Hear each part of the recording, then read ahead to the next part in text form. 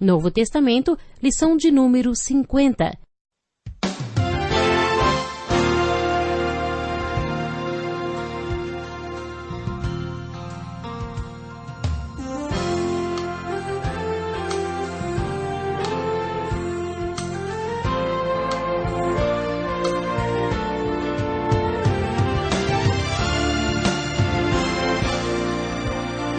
Muitas pessoas têm tido seus sonhos destruídos pela falta de confiança absoluta em Deus. A Bíblia está repleta de exemplos de grandes sonhos cumpridos para a glória de Deus. Encontro com a Palavra é um programa escrito pelo Dr. Dick Woodward e narrado por Pastor Edson Bruno. Ouça e descubra verdades que lhe ajudarão no seu dia a dia. Com você, Pastor Edson Bruno.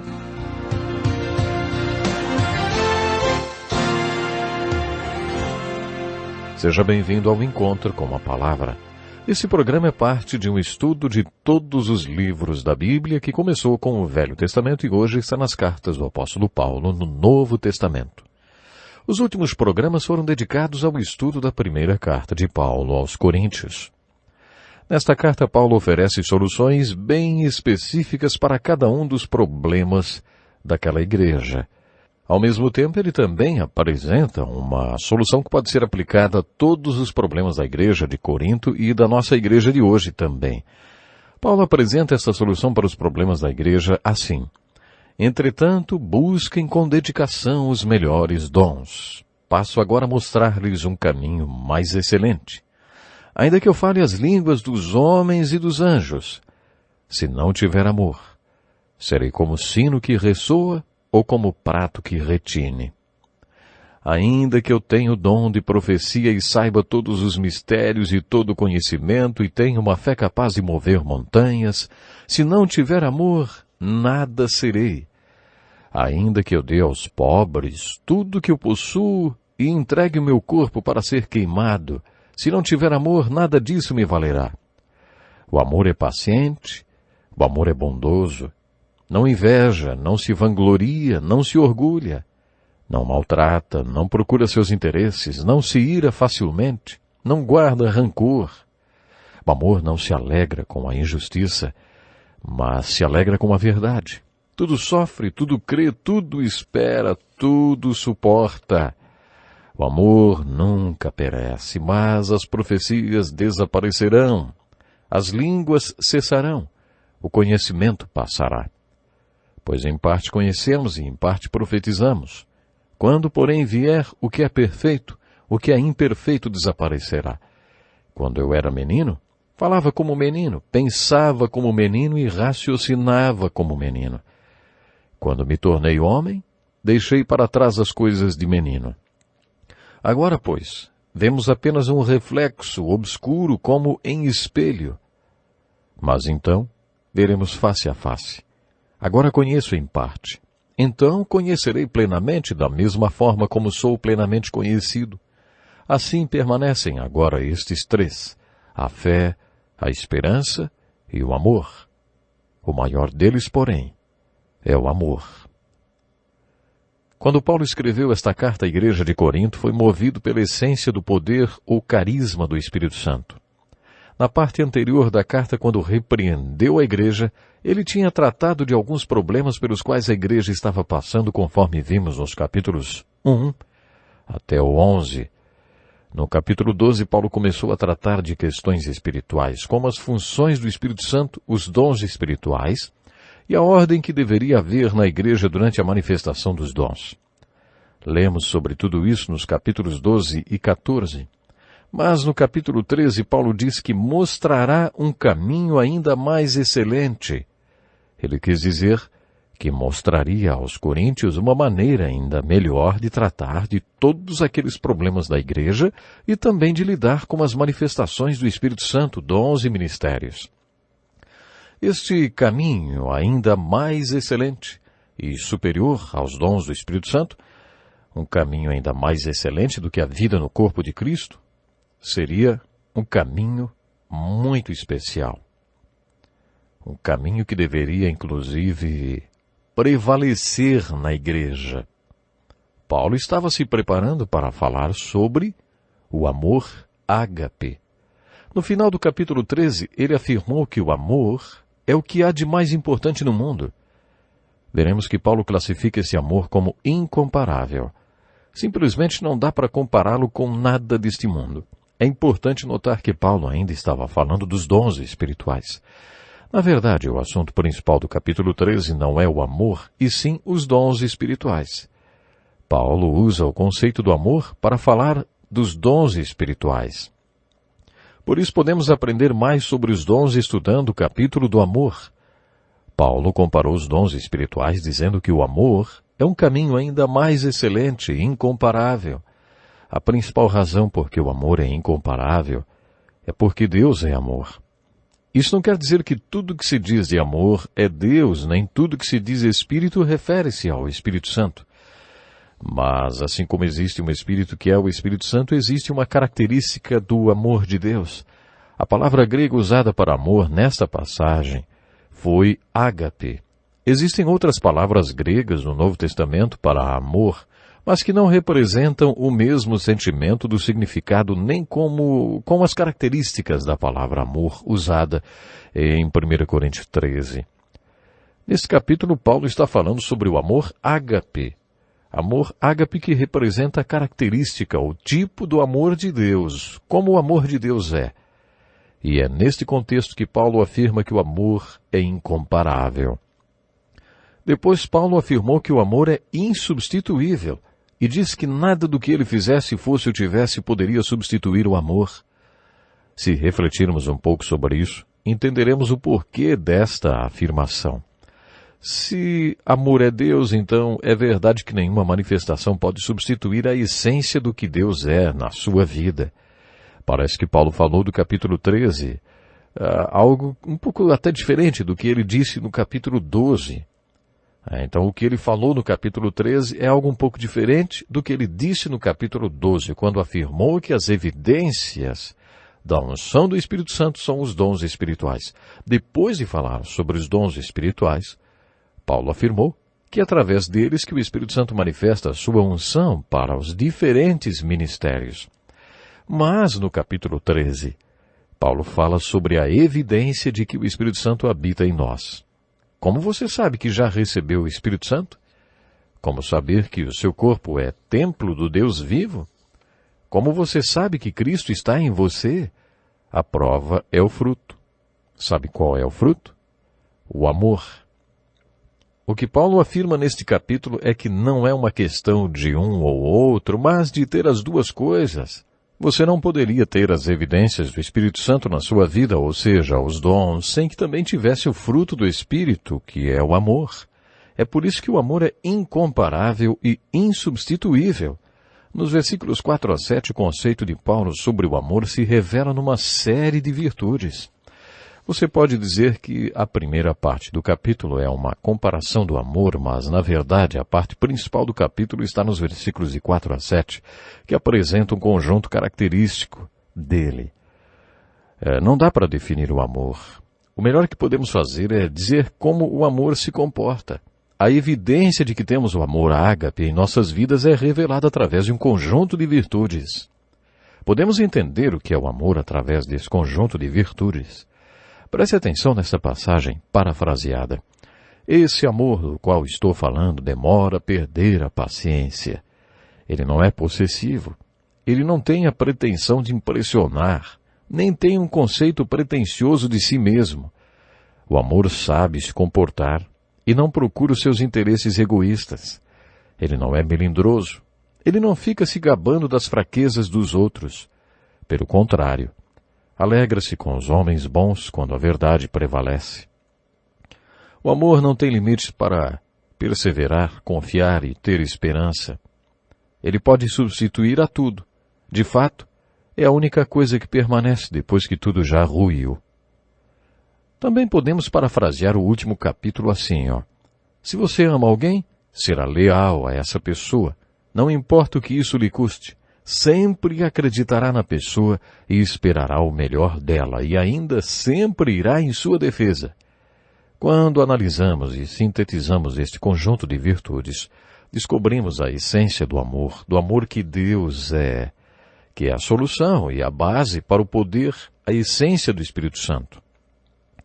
A primeira virtude desse amor é que ele é indestrutível.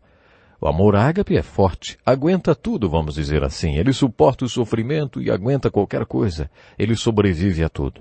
Se pela graça de Deus você estiver amando alguém com o amor ágape, poderá afirmar que nada acabará com este amor, porque você está amando a pessoa com o amor de Deus.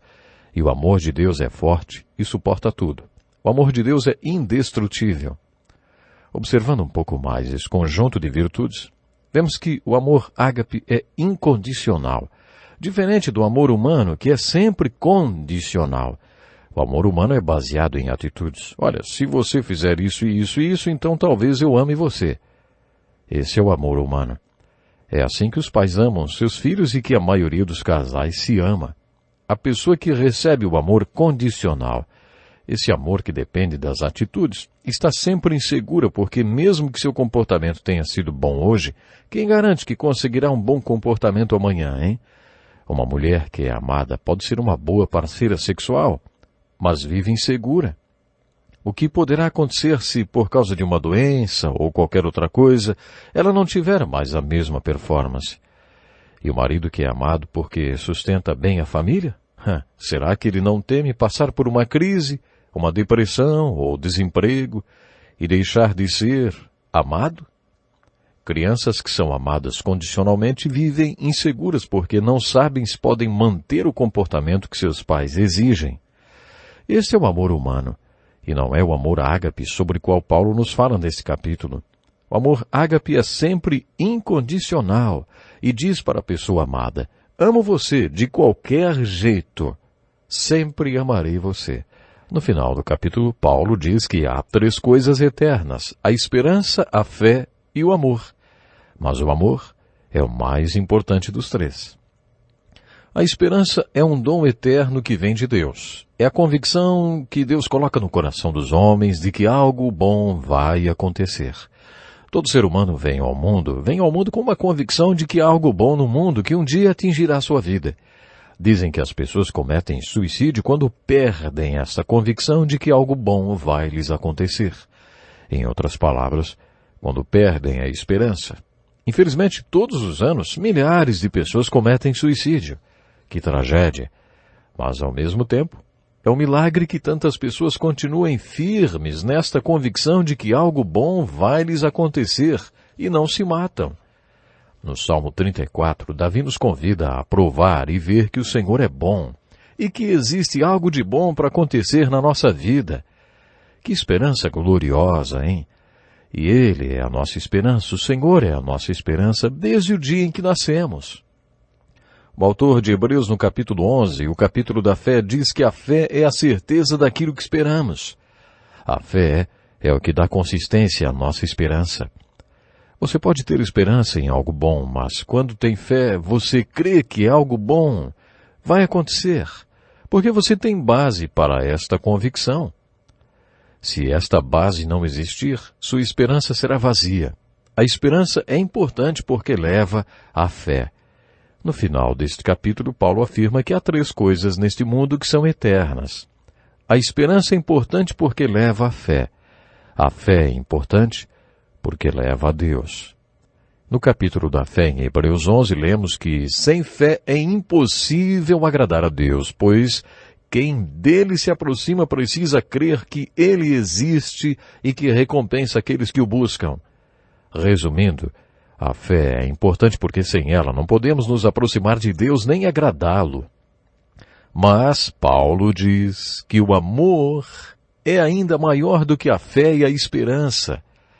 É verdade, o amor não leva a Deus, porque quando você experimenta o amor, experimenta o próprio Deus. O amor é o que Deus é. O amor é a essência do que Deus é. Deus é amor. Esse tipo de amor é Deus. Por isso, o amor é maior do que tudo neste mundo, porque Deus é maior e superior a que tudo que existe no mundo. Deus é amor, por isso não há nada maior do que o amor. Paulo finalizou o capítulo 12 e iniciou o 13 dizendo: passo agora a mostrar-lhes um caminho ainda mais excelente. Não é de se espantar que ele tenha terminado o capítulo 13 e iniciado o capítulo 14 dizendo: sigam o caminho do amor e busquem com dedicação os dons espirituais. Desejem os dons, mas sigam o amor. Busquem o amor. O amor é o que existe de maior e mais importante do mundo, porque o amor é Deus. Estamos encerrando o estudo de 1 Coríntios, mas eu ainda gostaria de mencionar alguns pontos a respeito do capítulo 15. Este capítulo, que possui 58 versículos, é um dos mais importantes da Bíblia a respeito da ressurreição. Esse assunto é importante porque faz parte de um dos assuntos que Paulo quis mencionar na parte de edificação da sua carta. Ele inclui essa seção principalmente porque os filósofos gregos, os coríntios, duvidavam da ressurreição e de outros fenômenos sobrenaturais. Paulo trata de mais um problema de ordem teológica e inicia sua abordagem da mesma maneira que fez no capítulo 2, relembrando o evangelho que ele pregou quando estava em Corinto. Ele disse aos coríntios: irmãos, quero lembrar-lhes o evangelho que lhes preguei, o qual vocês receberam e no qual estão firmes. Por meio desse evangelho, vocês são salvos, desde que se apeguem firmemente à palavra que lhes preguei. Caso contrário, vocês têm crido em vão. Pois o que primeiramente lhes transmiti foi o que recebi, que Cristo morreu pelos nossos pecados segundo as Escrituras, foi sepultado e ressuscitou no terceiro dia segundo as Escrituras. A primeira coisa que Paulo deixa bem clara é que a ressurreição é parte do evangelho que ele tinha pregado em Corinto. Parece que alguns coríntios tinham se esquecido disso. Você sabe qual é o evangelho de Jesus Cristo? Jesus nos mandou, ele nos mandou ir por todo o mundo e pregar o evangelho. Muita gente não faz isso porque não sabe o que é o evangelho. De acordo com Paulo, o evangelho é constituído de dois fatos. De acordo com as Escrituras, Jesus Cristo morreu pelos nossos pecados e ressuscitou dos mortos. O primeiro fato, a morte de Jesus, nos traz perdão. E o segundo fato, a ressurreição de Jesus, nos traz comunhão com o Cristo ressurreto. Paulo continuou: ora, se está sendo pregado que Cristo ressuscitou dentre os mortos, como alguns de vocês estão dizendo que não existe ressurreição dos mortos? Primeiro Paulo diz aos coríntios que a ressurreição era parte do evangelho que ele tinha pregado. Depois diz que a ressurreição de Cristo poderia ser provada em qualquer tribunal do mundo, porque Cristo foi sepultado e ressuscitou no terceiro dia segundo as Escrituras. Depois disso apareceu a Pedro e depois aos 12. Depois disso apareceu a mais de 500 irmãos de uma só vez. Paulo poderia ter levado muitas destas testemunhas a um tribunal para testificar que Jesus tinha realmente ressuscitado. Não acreditar na ressurreição de Jesus não era o único problema dos coríntios. Eles também ironizavam o ensino de Paulo que dizia que o crente que tivesse morrido ressuscitaria um dia. Esse é o tema principal deste capítulo. No segundo parágrafo, Paulo afirma que a ressurreição do crente em Jesus está ligada à ressurreição do Senhor. Na verdade, a ressurreição de Jesus Cristo foi o primeiro fruto de ressurreição.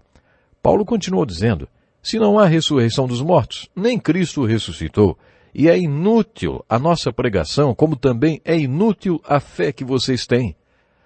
E se Cristo não tivesse ressuscitado, estaríamos perdidos, porque então não poderíamos ser salvos por ele.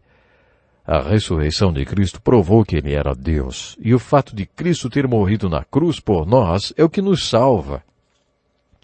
Os coríntios, que eram gregos, tinham duas perguntas sobre a ressurreição. Como uma pessoa poderia ser ressuscitada dos mortos e como seria o corpo dela quando ressuscitasse? Paulo explicou aos coríntios: o que você semeia não nasce, a não ser que morra. Quando você semeia, não semeia o corpo que virá a ser, mas apenas uma simples semente, como de trigo ou de alguma outra coisa. O corpo que é semeado é perecível e ressuscita imperecível. É semeado em fraqueza e ressuscita em poder. É semeado um corpo natural e ressuscita um corpo espiritual. Paulo foi detalhado. Para que vocês estejam prontos para ir para o céu, Deus tem que resolver dois problemas. O corpo de vocês é corruptível e o espírito mortal. Nem carne nem sangue podem entrar no reino de Deus porque são corruptíveis. E não podem fazer parte do que é incorruptível. Vocês não podem entrar no céu na forma de corpo físico porque o seu corpo é corruptível. Por isso, Deus tem que fazer um milagre em vocês para que seus corpos se tornem corpos incorruptíveis, para que passem de espíritos mortais para espíritos imortais. É isso que Deus faz através do milagre da ressurreição. Depois Paulo lhes dirigiu a seguinte pergunta: e o que acontece com aqueles que estiverem vivos quando Cristo voltar? Paulo havia ensinado aos Tessalônicos e aos Coríntios que a ressurreição aconteceria na volta de Cristo. Ele explicou que aqueles que estiverem vivos quando Cristo voltar não poderão ir para o céu no corpo físico. Por isso, todos seremos transformados no momento, num abrir e fechar dos olhos. E nesse trecho Paulo usou a palavra grega átomo, dizendo que seremos atomizados. Aqueles que estiverem vivos quando Cristo voltar serão preparados para seu estado eterno. Os que estiverem mortos e enterrados serão ressuscitados, e os que estiverem vivos serão atomizados, transformados, porque nem carne nem sangue podem herdar o reino de Deus. O corruptível não pode herdar o incorruptível, nem o mortal pode herdar o imortal, se não passar pela ressurreição. Depois desse ensino, Paulo fez a seguinte aplicação: portanto, meus amados irmãos, mantenham-se firmes e que nada os abale. Sejam sempre dedicados à obra do Senhor, pois vocês sabem que no Senhor o trabalho de vocês não será inútil. Sempre que os autores da Bíblia se referem aos últimos acontecimentos, como a ressurreição, instruem-nos para que fiquemos firmes, inabaláveis e dedicados à obra do Senhor. Paulo inicia o capítulo 16 dizendo: quanto à coleta para o povo de Deus, depois de um capítulo tão maravilhoso sobre ressurreição, Paulo passa a falar de dinheiro. Algumas pessoas podem pensar: que balde de água fria! Mas Paulo estava se referindo a uma oferta de amor que ele estava juntando dos gentios para ajudar os judeus cristãos de Jerusalém. Na verdade, nessa sessão de edificação de sua carta, Paulo passou a falar sobre a mordomia, que é outro problema em nossas igrejas. Os capítulos 8 e 9 foram totalmente dedicados à importância da mordomia, da administração do que Deus entregou nas nossas mãos. Agora que já estamos concluindo o estudo da primeira carta de Paulo aos Coríntios, quero destacar que tivemos apenas uma visão geral dela. Não pense que esse estudo foi completo. Há muito mais o que aprender com esta carta. Espero que você dê continuidade fazendo um estudo individual e detalhado deste livro. Estude os capítulos nos quais Paulo fala sobre as funções do Espírito Santo e sobre a ordem que deve prevalecer na igreja.